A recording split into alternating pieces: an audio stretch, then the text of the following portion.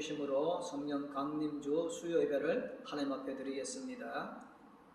내가 그들에게 복을 내리고 내 산 사방에 복을 내리며 때를 따라 소낙비를 내리되 복된 소낙비를 내리리라. 아멘. 사랑하는 성도들에게 성령의 소낙비처럼 내리시는 하나님 아버지, 오늘 성령 강림주 수요일에 성전에 나와 예배하는 저희들의 성령 충만히 내려 주시옵소서. 거듭나게 하시고 하나님께서 쓰시는 거룩한 성도가 되도록 역사하여 주시옵소서.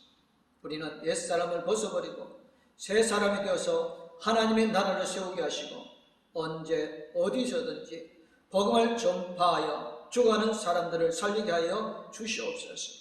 하나님께서 오늘 베풀어 주시는 말씀으로 우리가 성령이 충만하게 하시기를 예수님의 이름으로 기도드리옵나이다. 아멘. 찬송 85장 하나님 앞에 찬양 드리겠습니다.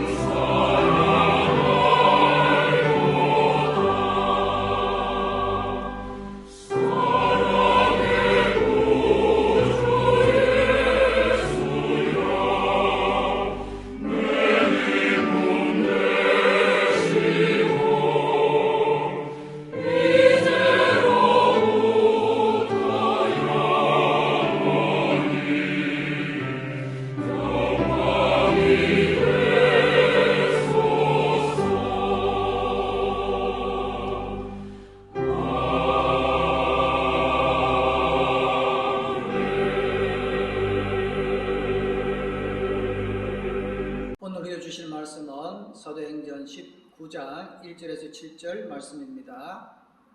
아볼로가 고린도에 있을 때에 바울이 윗지방으로 다녀 에베소에 와서 어떤 제자들을 만나 이르되 너희가 믿을 때 성령을 받았느냐? 이르되 아니라 우리가 성령의 계심도 듣지 못하였노라. 바울이 이르되 그러면 너희가 무슨 세례를 받았느냐? 대답하되 요한의 세례니라. 바울이 이르되 요한이 회개의 세례를 베풀며 백성에게 말하되 내 뒤에 오시는 이를 믿으라 하였으니 이는 곧 예수라 하거늘 그들이 듣고 주 예수의 이름으로 세례를 받으니 바울이 그들에게 안수하며 성령이 그들에게 임하심으로 방언도 하고 예언도 하니 모두 12사람쯤 되니라. 아멘. 찬송가 191장 하나님 앞에 찬양 드리겠습니다. 내가 매일 기쁘게 쓸 때에 내 맘은 주의 발이라 랑모하며 내가 주의 뜻복을 받는 삶의 미련은 주의 영이 함께하리라. 성령이 계시네 할렐루야 함께하시네.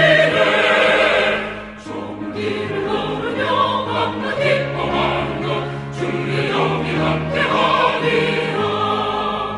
전에 죄에 빠져서 평안함이 없을 때 예수 십자가의 몸을 입어 그가 아래 엎드려 잡는 평안함이 주의 영에 함께하리라. 성령이 계시네 할렐루야 함께하시네. 좁은 길을 걸으며 만나 기뻐하는 것 주의 영이 함께하리라. 나와 동행하시고 모든 염려하시니 나는 숲의 새와 같이 길보다 내가 기쁜 마음으로 주의 뜻을 행하면 주의 영이 함께하리라.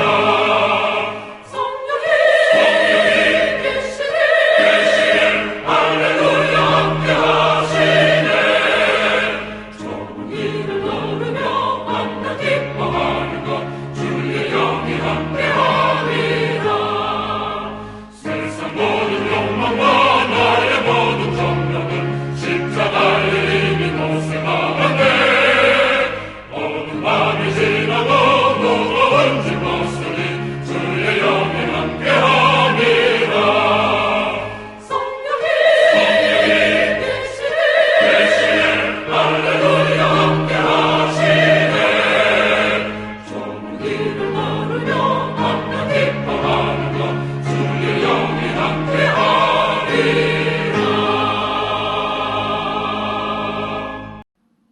맹수의 제왕인 사자는 죽은 고기를 먹지 않고 반드시 살아있는 동물만을 공격하여 잡아먹는다고 합니다. 사자에게 움직이는 동물이 공격 대상이 된다는 말입니다. 베드로 사도는 너희 대적 마귀가 우는 사자와 같이 두루다니며 삼킬 자를 찾나니라고 베드로전서 5장 8절에서 말씀하였습니다. 그렇습니다. 대적 마귀는 사자와 같이 움직이는 성도, 살아있는 교회, 생명 있는 신앙 공동체를 삼키려고 합니다. 우리가 움직이지 않으면 마귀도 움직이지 않습니다. 우리가 성령 충만하지 않으면 마귀도 우리를 공격하지 않습니다. 우리의 영혼이 잠들어 있으면 마귀도 우리 곁에서 잠자고 있습니다. 그렇다고 우리가 성령을 받지 않고 잠들어 있으면 좋겠습니까? 신앙 공동체인 교회는 살아있는 생명의 유기체입니다. 다른 종교를 비난하는 것 같아서 죄송합니다만 사실이니 말하지 않을 수 없습니다. 불교는 돌을 깎아서 세워놓은 돌부처를 섬기는 종교입니다. 거기에는 참선과 묵상이 있을지 몰라도 살아 움직이는 생명은 없습니다. 그래서 마귀는 불교를 공격하지 않습니다. 마귀는 이미 죽어있는 종교를 건드리거나 먹을 필요가 없기 때문입니다. 그러나 마귀는 기독교를 공격합니다. 교회를 핍박합니다. 교회도 교회의 나름이지만 부끄러운 이야기입니다만 세상에는 죽은 교회도 있습니다. 성경에 있는 말씀입니다. 하나님께서 사도 요한을 통하여서 사대 교회 사자에게 편지하라.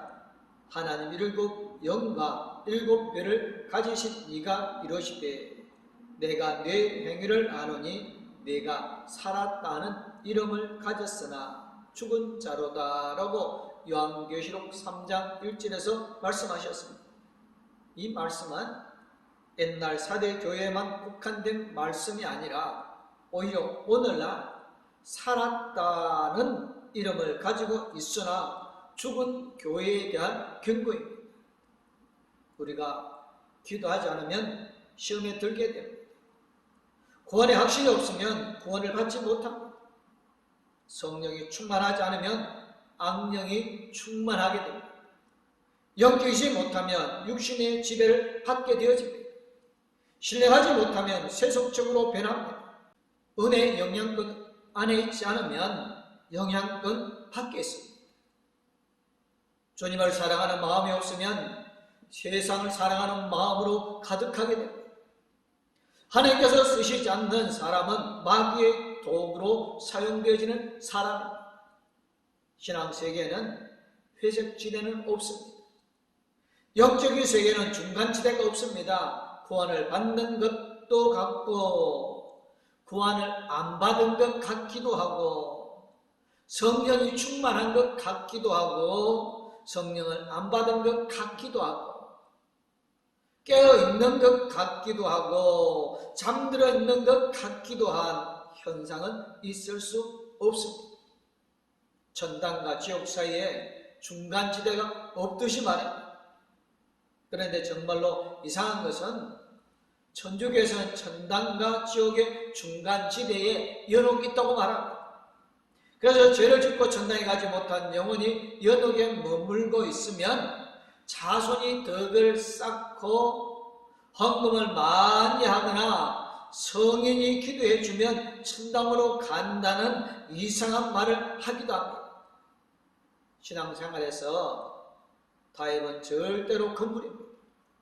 적당하게 믿고 형편대로 교회에 나오고 바쁘면 예배를 안 드려도 되고 술자석에 가면 교인이라는 명찰을 떼어놓고 술 한 잔쯤 마시는 것, 취하는 것, 이러한 신앙생활을 적당히 하는 게 마귀입니다. 어떻게 보면 참 멋지게 믿는 것 같습니다. 필요에 따라서 기도도 하고 성경도 읽고 헌금도 하고 교회에서는 찬송을 은혜롭게 부르기도 하고 노래방에 가서는 저속한 유행가를 흐트러지게 부르는 것 얼마나 좋습니까? 이래서는 안 되는 것입니다. 믿을 바에야 올바로 믿고 올바로 안 믿을 바에야 교회를 걷어치우는 것이 낫습니다. 성도는 성령 충만히 받아야 합니다. 이스라엘 백성들이 광야에서 매일 만나를 먹었듯이 광야 같은 세상을 살아가는 성도들도 매일 하나님의 말씀을 먹어야 하고 매일 기도해야 하고 매일 성령을 충만히 받아야 하고 매일 주님을 만나 교제해야 하는 것입니다. 왜냐하면 세상의 유혹과 마귀가 삼키려 하는 풍랑의 속도는 메가톤급이기 때문에 그렇습니다. 태풍은 허리케인인데 우리가 비닐 우산 쓰고 있으면 되겠습니까? 날마다 힘들고 죽겠다 하면서 성령을 안 받고 어쩌자는 것입니다. 자신의 은혜의 영향권 밖에 있으면서 교회가 은혜가 없다고 투덜거리면 어쩌자는 것입니다. 때로는 마귀 도둑이 들어오는데 영혼이 잠들어 있으면 어떻게 하자는 것입니다. 신앙생활은 자전거 타기와 같습니다. 자전거는 달리지 않으면 쓰러집니다. 그러기에 계속해서 페달을 밟아야 합니다. 영적으로 살기 위해서는 달려가야만 합니다. 성령으로 충만하기 위해서는 기도와 말씀의 페달을 열심히 밟아야 합니다. 쉬지 말고 밟아야 합니다. 기도하는 것과 성령의 충만의 페달을 멈추면 쓰러지고 맙니다. 기도를 멈추면 이미 시험했던 것을 의미하는 것입니다. 초원에서 맹수가 달려오게 되어지면 돌아보지 말고 달리는 길 외에는 없습니다. 지금 우리의 대적 원수 마귀는 우는 사자와 같이 쉬지 않고 달려들어 우리를 삼키러 갑니다. 우리가 할 일은 쉬지 말고 달리는 것입니다. 기도하고 성령 받고 또 기도하고 말씀을 보면서 일어서서 달려가야 합니다. 마귀는 쉬지 않는데 우리가 쉰다면 어떻게 되겠습니까? 당신은 지금 은혜의 영향권 안에 있습니까? 아니면 은혜의 사각지대에 있습니까? 여러분은 성령의 충만함을 받았습니까? 아니면 성령 이름만 알고 있습니까? 신앙생활의 중간지대에 머뭇거리지 마시기 바랍니다. 어느 편이든 한쪽을 택해야 하고 뛰고 달려야 합니다. 기도로 달리지 않으면 성령으로 충만하지 않으면 영혼이 깨어있지 않으면 마귀에게 삼켜지고 말 것입니다. 맹수가 아무리 강하다고 해도 지구력을 가지고 뛰면 결국은 포기합니다. 모든 맹수는 장거리에 약하다는 공통점을 가지고 있기 때문이라고 합니다. 마귀도 장거리 경주에는 약합니다. 마귀는 순간적으로 공격하고 쉽게 포기합니다. 그러므로 신앙생활의 성패는 얼마나 빠르게 달리느냐 하는 것이 결정되는 것이 아니라 얼마나 오랫동안 달리느냐로 결정되는 것입니다. 맹수라도 지구력을 가지고 오래 달리는 동물은 어찌하지 못하기 때문에 그렇습니다. 얼마나 오래 기도하느냐, 얼마나 오래 말씀 앞에 머물 수 있느냐, 얼마나 오래 예배할 수 있느냐, 얼마나 오랫동안 성령 충만히 받고 있느냐, 이것은 우리의 신앙 생존의 문제인 것입니다. 우리의 영혼이 살기 위해서는 달려가야 합니다. 영혼이 잠들면 죽습니다. 영혼이 깨어 있어야 합니다. 마귀가 시퍼렇게 눈을 뜨고 우리를 노려본다면 우리도 성령을 충만히 받아 눈에 불을 켜고 마귀를 똑바로 바라보면서 예수님의 이름으로 대적해야 합니다. 성령을 충만하게 받아 마귀를 대적해야 합니다. 은혜의 생활지대에서 벗어나는 길은 성령을 충만하게 받아 은혜의 영향권 안으로 들어가는 길밖에 없습니다. 성도의 사는 길은 오직 성령 충만입니다. 사도 바울이 에베소 교회를 방문하였습니다. 그리고 제자들을 만나서 그들에게 물었습니다. 너희가 믿을 때에 성령을 받았느냐? 그들에게는 정말로 생뚱맞은 질문이었습니다. 지금까지 예수 믿는다고는 했지만 전혀 한 번도 들어보지 못한 말이었습니다. 그들이 의아한 눈빛으로 대답합니다. 아니라 우리는 성령의 계심도 듣지 못하였노라. 이것이 에베소 교회의 심각한 문제였지만 그것을 알지 못하고 있었습니다. 이 사실은 아주 옛날 에베소 교회의 문제가 아니라 지금 한국 교회의 문제며 지금 우리 교회의 문제입니다. 많은 그리스도인이 교회를 다닙니다. 예수님을 믿는다고 신앙 고백도 곧잘 합니다. 그러나 성령에 대해서는 전혀 모릅니다. 성령은 신비하고 이상한 것이라고 치부하고 도무지 알려고도 하지도 않습니다.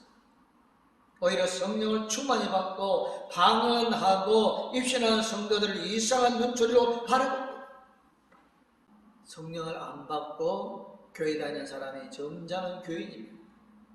성령 받고 방언하는 성도는 좀 어긋난 사람처럼 바라봅니다. 그래서 아예 성령을 충만히 받겠다는 기도도 하지 않습니다. 사도 바울이 심각한 표정으로 다시 물어봅니다. 그러면 너희가 무슨 세례를 받았느냐? 그들이 대답합니다. 요한의 세례니라. 여기서 에베소 교인들과 현대 교인들이 가지고 있는 공통점을 발견할 수 있습니다. 대개 교회에 나오기 시작하고 약 1년 정도가 지나면 세례를 받습니다. 옛날에는 학습 제도가 있어서 학습받고 6개월을 지나야 세례를 받았습니다. 그런데 이제는 학습 제도를 폐지하고 바로 세례를 베풉니다. 세밀하고 철저하게 피세례자를 교육하고 엄격한 문답을 하고 세례를 베푸는 교회가 그리 많지가 않습니다. 그저 형식적으로 통과 의뢰를 거쳐서 신청자는 100% 세례를 받는 실정입니다. 어느 학생이 17살 때 세례를 받으려고 문답 공부를 열심히 했습니다. 그러 세례를 받으려고 당회실에 한 친구와 함께 들어갔습니다. 냄새 민감한 장로님이 그 친구의 입에 코를 바짝 들이밀어 보시더니 자네 담배 피우나 하고 물었습니다. 그 친구는 느닷없는 질문에 속이지 못하고 네 하고 대답하고 말았습니다. 목사님이 적응생을 하시면서 학생은 1년 동안 담배 끊고 다시 오게, 엄청난 퇴장 명령에 그 친구는 세례를 받지 못하였습니다. 진짜로 그 친구는 회개하고 담배를 끊었고 다음 해에 세례를 받고 수십 년 후에 그 교회 장로가 되었다고 합니다. 그러나 요즘에 그런 일이 웃기는 이야기입니다. 누구나 교회 한 1년 다니다가 세례를 쉽게 받습니다. 이게 물세례입니다. 당연히 억지로 끌려가다시피 해서 문답을 합니다. 교육은 안 받았어도 세례를 받습니다. 머리에 물 몇 방울 찍어 바르는 정도로 세례는 끝이 납니다. 아무런 감동이 없습니다. 그저 형식일 뿐입니다. 물세례는 사람을 감화시키지 못합니다. 에베소 교회 교인들이 그랬습니다. 아무런 감동이나 감화가 없이 요한의 세례만 받은 사람들이 제자라는 이름을 가지고 교회의 지도자로 행세하니 교회가 변화가 없습니다. 현대교회의 문제점이 바로 이것입니다. 물 세례를 받고 착실하게 교회를 한 2년 다니면 서리 집사가 되어집니다. 서리 집사가 되고 좀 더 오래 다니면 안수 집사나 권사가 되어집니다. 안수 집사나 권사가 되고 헌금을 많이 바치고 교회일에 적극적으로 참여하고 교인들의 눈에 드러나게 되면 장로로 당선될 수 있습니다. 물 세례만 받고 성령은 안 받았어도 교회의 최고 지도자로 교회를 다스리게 되어집니다. 에베소 교회가 현대교회의 모습을 그대로 가지고 있었습니다. 사도 바울은 이래서는 안 된다고 판단했습니다. 그래서 사도 바울이 요한이 회개의 세례를 베풀며 백성에게 말하되 내 뒤에 오시는 이를 믿으라 하였으니 이는 곧 예수라고 말씀하였습니다. 이 말씀은 요한이 물세례, 즉 회개의 세례는 초보적이라는 뜻입니다. 요한이 예수님의 길잡이입니다. 세례 요한이 나는 물로 세례를 베풀거니와 너희 가운데 너희가 알지 못하는 한 사람이 있었으니 곧 내 뒤에 오시는 그이라. 나는 그의 신발끈을 풀기도 감당하지 못하겠노라고 말씀했습니다. 세례 요한은 예수님의 신발끈을 풀기도 감당하지 못할 자라고 자처했습니다. 이 말은 예수님은 하나님의 아들이시고 불로 세례를 베푸실 분이라는 증언입니다. 이 증언은 세례 요한의 물세례에 만족하지 말고 예수님을 믿고 성령의 불세례를 받아야 한다는 말씀입니다. 여기서 우리는 성령을 충만히 받아야 할 이유를 알 수가 있습니다. 사도바울의 말에 에베소 교인들이 감회를 받고 따랐습니다. 그들이 듣고 주 예수의 이름으로 세례를 받으니 바울이 그들에게 안수하며 성령이 그들에게 임하심으로 방언도 하고 예언도 하니 모두 12사람쯤 되니라. 에베소 교회의 성령 충만한 역사는 이렇게 이루어졌습니다. 세례는 물세례로 그치면 안 됩니다. 물세례는 하나의 의식이고 표식일 뿐입니다. 물세례로 구원을 받지 못합니다. 성령 세례를 받아야 구원을 받습니다.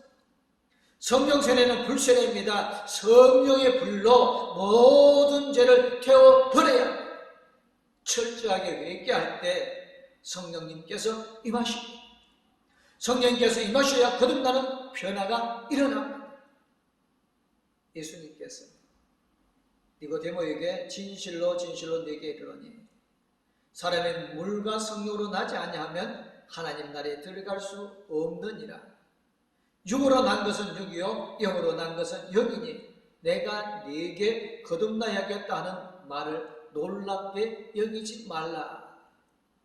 바람이 임의로 불매 내가 그 소리를 들어도 어디서 와서 어디로 가는지 알지 못하나니 성령으로 난 사람도 다 그러하니라고 요모 3장 5절 8절에서 말씀하셨습니다.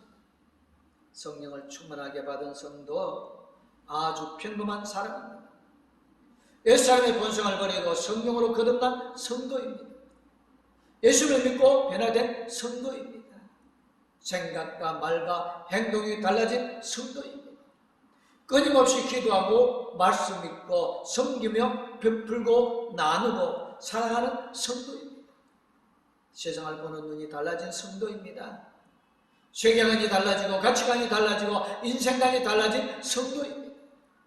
이게 성령 충만한 성도입니다. 이런 성도가 가정과 교회를, 사회와 나라와 민족을 바꾸게 되어지는 것입니다.